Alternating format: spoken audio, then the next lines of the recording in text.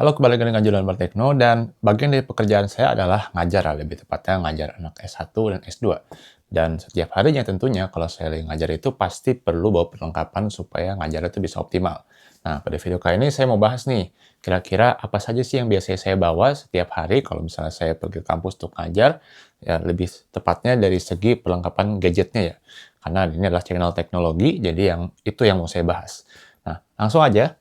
Kalau untuk pertama, saya akan mulai dulu dari tasnya ya. Jadi tasnya itu biasanya ada dua pilihan. Jadi saya bisa yang seperti ini, model yang diselempangin seperti ini. Ada yang sling panjangnya juga tapi lagi saya copot.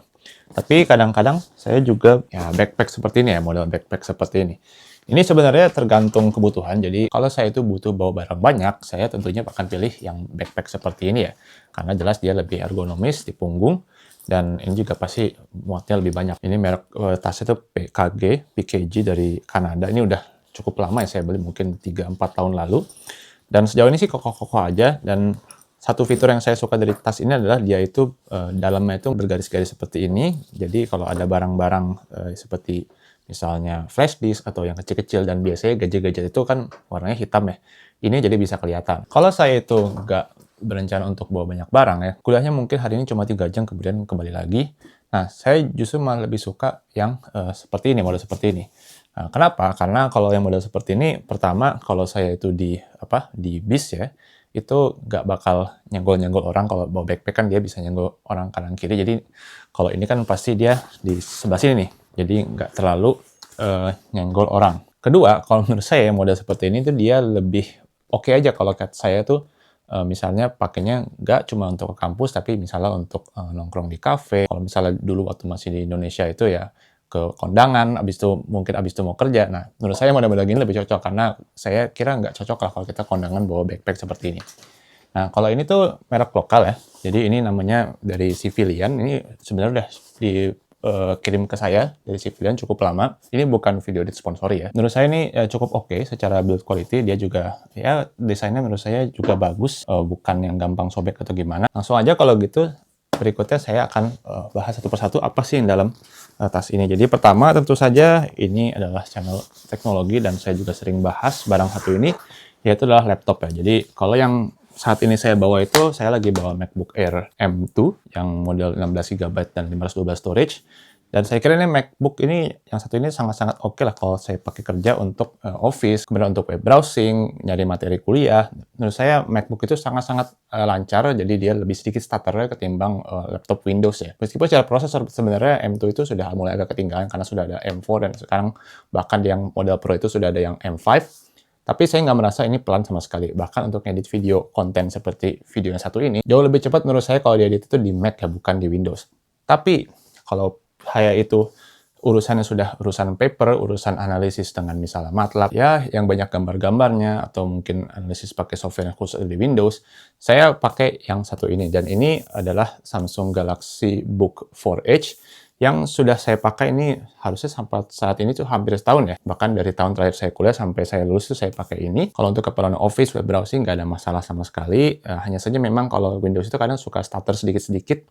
Dan kalau untuk Windows itu ya menurut saya juga lebih sering crash-nya. Tapi di sisi lain, memang ini adalah laptop yang berbasis ARM ya. Dia pakai Snapdragon X. Kalau dari saya pribadi, untuk aplikasi-aplikasi yang saya pakai itu ya nggak ada masalah sama sekali lah. Saya itu pakainya MATLAB, pakai Python, kemudian juga pakai beberapa software seperti Affinity untuk edit foto, Resolve. Itu juga bisa-bisa aja di laptop Windows yang satu ini. Hanya saja memang kalau untuk urusan edit video, ya ini menurut saya masih agak kalah ketimbang MacBook. Apalagi kalau soal rendering. Rendering di MacBook itu bisa 2-3 kali lebih cepat ketimbang di laptop Windows ya. Terutama yang sekelas seperti ini. Tapi nggak ada masalah. Menurut saya kalau ngajar pakai Mac oke, pakai Windows juga oke. Nah, berikutnya adalah yang satu ini nih. Ini adalah dongle. Jadi saya mau pakai Mac, mau pakai laptop Windows, tentu saja saya harus punya dongle ini ya. Karena banyak laptop zaman sekarang itu sudah tidak punya USB Type-A ya.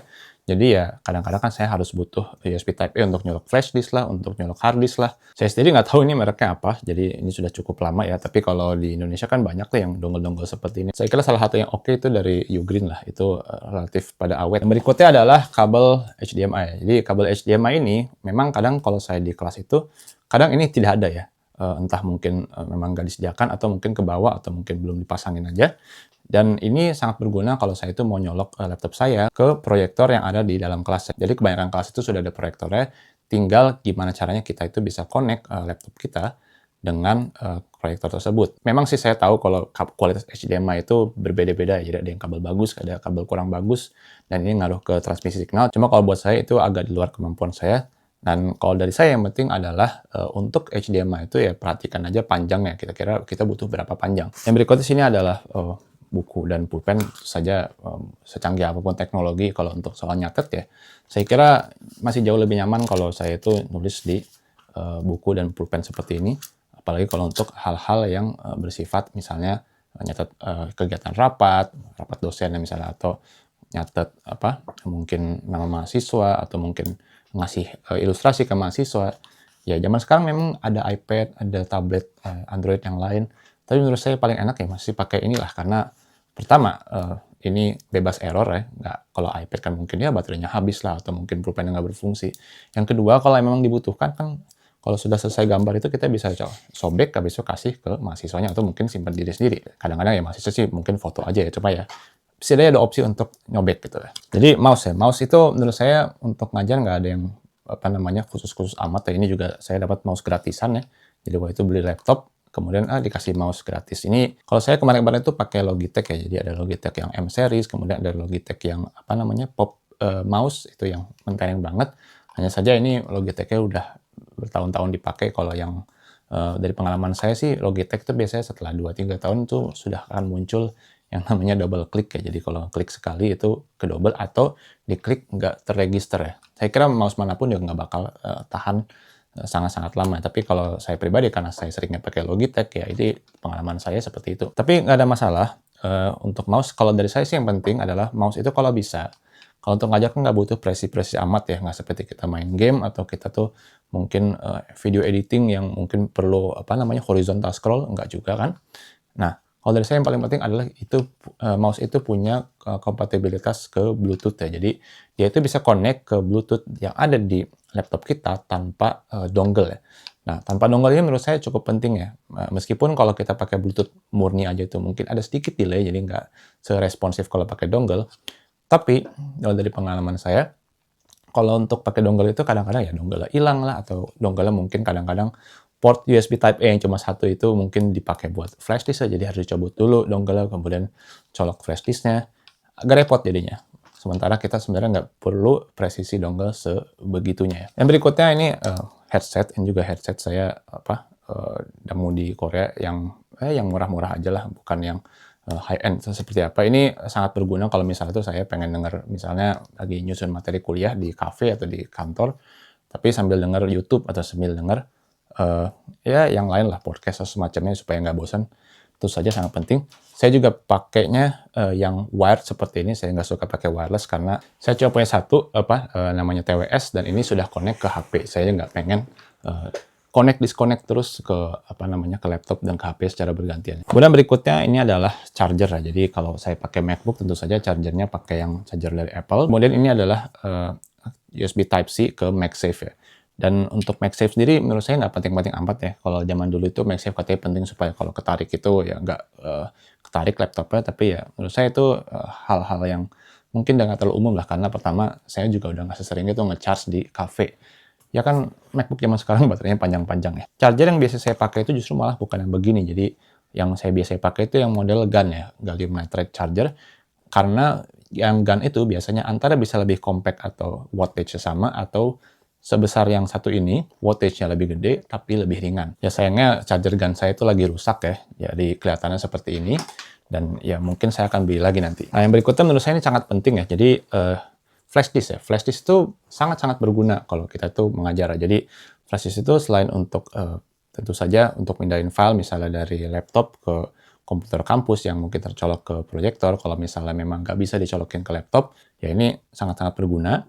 Kedua, kadang kita tuh perlu misalnya ngeprint ya, soal, ngeprint modul kuliah, dan sebagainya, dan kadang-kadang printer yang tersedia di kampus itu ya dia hanya bisa menerima input USB dari flash disk seperti ini ya. Nah, kalau flash disk saya spesifiknya satu ini dari SanDisk ya. Satu hal yang khusus dari flash disk satu ini adalah dia itu dia punya input USB Type A, tapi dia juga bisa diputar, jadi dia bisa menerima input USB Type-C ya.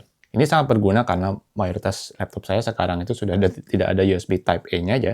Jadi saya harus connect ke USB Type-C, kemudian kalau ke printer nanti langsung ke USB Type A. Nah, kalau yang tadi itu adalah yang penting-pentingnya, sekarang saya mau bahas yang opsional lah. Jadi kadang saya bawa, kadang enggak. Dan salah satu yang seperti itu, ini adalah SSD eksternal ya, dengan enclosure sendiri, dan SSD-nya sendiri itu dari SSD-nya laptop atau desktop itu dimasukkan ke sini. Ini bisa dibuka seperti ini dan dicolok. Saya suka model seperti ini. Kenapa? Karena kalau saya itu pakai SSD eksternal yang jadi, misalnya dari Samsung, itu ya pertama biasanya lebih mahal sedikit ketimbang yang seperti ini. Dan kedua, kecepatannya juga biasanya kalau untuk SSD eksternal yang merek yang sudah ternama, itu biasanya lebih pelan ketimbang kalau saya itu pakai SSD eksternal yang buatan sendiri dengan enclosure seperti ini. Dan kecepatan itu mungkin nggak penting-penting amat untuk mayoritas orang. Tapi kalau buat saya, kecepatan itu cukup penting karena kadang-kadang saya itu ngedit video, dan video B-roll itu adanya di SSD eksternal. Dan berikutnya yang saya kadang-kadang bawa itu adalah ini, jadi DJI Osmo Nano. Jadi kadang saya itu harus merekam kuliah saya ya, entah untuk arsip pribadi atau untuk misalnya ini kuliahnya tuh ditaruh sebagian di online ya, di portal kuliahnya. Dan saya kira kalau pakai HP itu ya bisa aja sih, cuma mungkin kalau pakai HP itu bakal habisin baterai, dan kadang-kadang saya akan tetap butuh HP dalam kelas ya. Jadi saya ingin kamera terpisah. Dan DJI Osmo Nano ini salah satu menurut saya kamera compact yang cukup oke. Karena dia itu ultra wide ya, jadi itu lebar banget field of view-nya. Dan kedua, dia itu bisa dicopot seperti ini dan monitornya terpisah seperti ini. Jadi saya bisa tempatkan kamera ini di mana saja, mungkin di meja paling depan lah, atau di ya mana lah. Sementara monitornya tetap dekat saya. Ini menurut saya sangat-sangat berguna. Ya mungkin saya akan bikin video reviewnya secara terpisah, kalau memang tertarik bilang aja ya. Lalu berikutnya ini juga ada tripod ya. Jadi kepalanya nggak ada karena lagi saya pakai untuk rekaman. Tapi tripod ini juga kadang-kadang saya gunakan kalau misalnya DJI Osmo Nano itu kurang oke untuk situasi tertentu. Dan yang saya mau bahas terakhir di sini adalah Saramonic Air. Jadi ini sudah pernah saya bikin review videonya sebelumnya. Dan Saramonic Air itu menurut saya adalah wireless microphone yang sangat kecil, tapi kualitasnya itu masih pro ya. Jadi saya sekarang ngerekam pakai Saramonic Air, dan saya sendiri cukup puas dengan kualitas audionya. Dan beberapa video sebelum ini saya juga sudah pakai Saramonic Air ya.